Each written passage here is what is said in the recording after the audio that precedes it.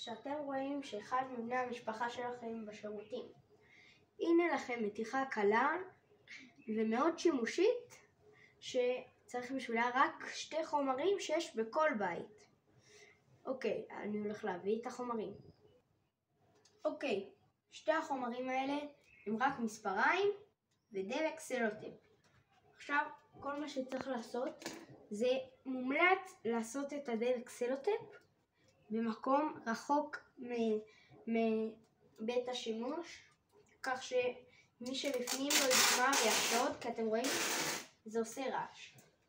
עכשיו שמים סלוטייפ אחד בערך לגובה קצת מעל הרגליים, כדי שאם הוא ייתקע בזה, זה ברור שאם הוא ירים את הרגל, נגיד הוא לא יוכל להרים את הרגל מעל, הוא מרים את הרגל כאן, הוא נתקע בזה, זה דלק סלוטייפ.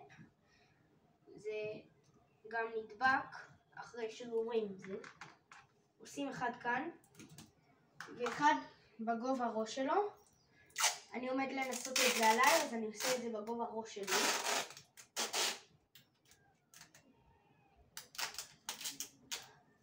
שתי פסים, אחד בגובה ראש, אחד קצת מעל כפות הרגליים.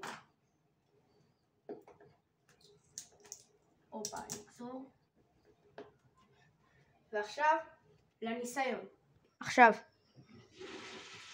אוקיי, מוריד את המים, זה אומר שהוא עוד מעט עומד לצאת.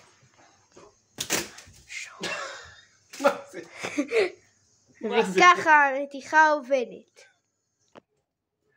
אוקיי, ועכשיו אחרי כמה דקות טובות מאוד שבהם הוא יתבדח, אני מקווה שאתם עשיתם את זה ונהניתם, ואני מקווה שזה עבד לכם.